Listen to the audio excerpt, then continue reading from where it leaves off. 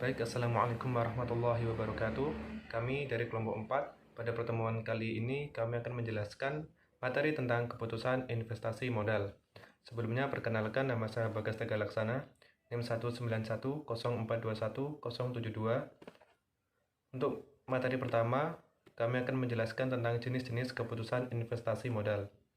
Keputusan investasi modal berhubungan dengan proses perencanaan, penentuan tujuan dan prioritas, pengaturan pembiayaan, dan penggunaan kriteria tertentu untuk memilih aset jangka panjang.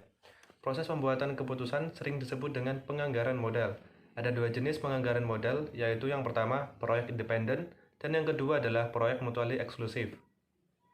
Yang pertama, proyek independen adalah proyek yang jika diterima atau ditolak tidak mempengaruhi arus kas dari proyek lain.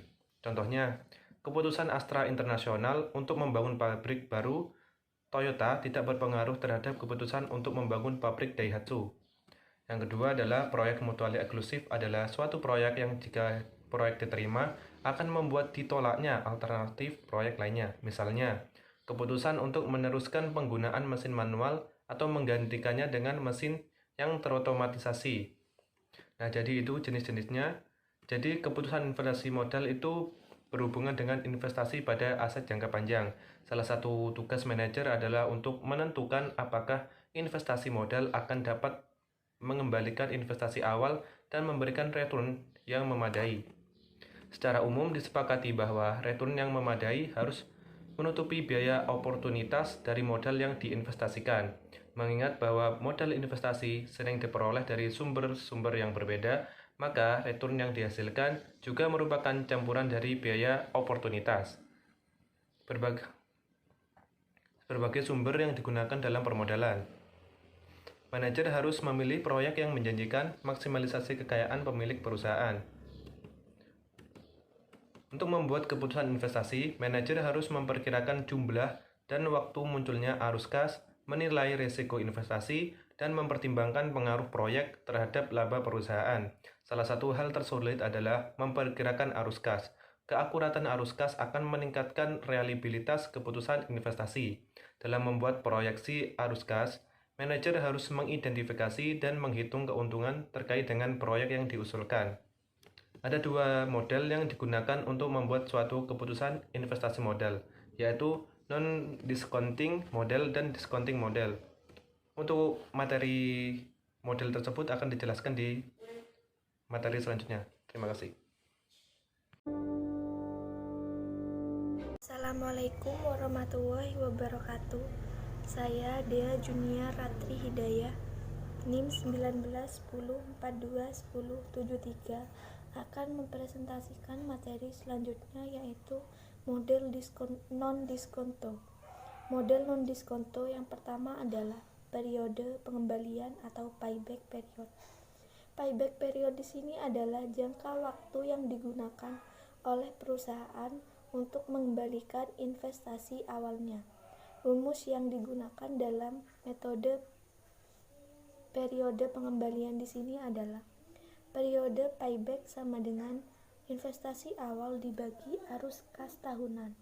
Dengan metode ini, perusahaan menetapkan periode pengembalian maksimum untuk semua proyek dan menolak setiap proyek melebihi periode pengembalian tersebut. Kelemahan metode pengembalian di sini yaitu yang pertama, mengabaikan nilai waktu uang. Yang kedua adalah mengabaikan kinerja investasi setelah periode pengembalian. Poin yang kedua adalah tingkat pengembalian akuntansi atau Accounting Rate of Return atau disebut ARR. ARR mengukur return proyek dari labanya, bukan dari arus kasnya. Laba berbeda dengan arus kas karena akrual dan deferral yang digunakan dalam perhitungannya. Laba bersih rata-rata suatu proyek bisa dihitung dengan mengurangi arus kas dengan depresiasi rata-rata. ARR dapat dihitung dengan menggunakan rumus ARR sama dengan laba rata-rata dibagi investasi awal atau investasi rata-rata, di mana investasi rata-rata sama dengan investasi awal ditambah nilai residu dibagi 2. Berbeda dengan payback period, ARR mempertimbangkan profitabilitas proyek. Namun, seperti payback period, ARR mengabaikan nilai waktu uang. Oleh karena itu, kedua model tersebut disebut sebagai model non-diskonto. Assalamualaikum warahmatullahi wabarakatuh. Nama saya Riko Firmansyah, NIM 71. Saya akan menjelaskan tentang biaya relevan. Biaya relevan adalah biaya masa depan yang berbeda untuk masing-masing alternatifnya. Untuk menjadi relevan, suatu biaya tidak hanya harus merupakan biaya yang timbul di masa depan, namun juga harus berbeda untuk masing-masing alternatif. Jika biaya masa depan itu terdapat dalam beberapa alternatif, maka biaya tersebut tidak ada pengaruhnya terhadap keputusan. Biaya semacam ini disebut biaya tidak relevan. Dan selanjutnya ada etika dalam pengambilan keputusan taktis. Dalam pengambilan keputusan taktis, masalah etika selalu berkaitan dengan cara keputusan diimplementasikan dan kemungkinan pengorbanan sasaran jangka panjang untuk memenuhi sasaran jangka pendek. Pencapaian sasaran adalah penting, tapi bagaimana cara mencapainya adalah hal yang lebih penting. Namun sayang, sebagian manajer mengabaikan aspek etika dalam pengambilan keputusan taktis dengan alasan adanya tekanan yang benar untuk menghasilkan kinerja yang tinggi. Misalnya PHK karyawan serta pengurangan kualitas bahan dan desain untuk menaikkan laba jangka pendek. Pada dasarnya, dilema etika ini dapat diatasi dengan menggunakan rasio dan tidak memfokuskan semata-mata pada sasaran jangka pendek atau beban jangka panjang. Tanggung jawab moral terhadap berbagai stakeholders atau karyawan, pelanggan, pemerintah, atau masyarakat hendaknya menjadi pertimbangan utama. Dan selanjutnya juga ada relevansi, perilaku, dan model penggunaan sumber daya.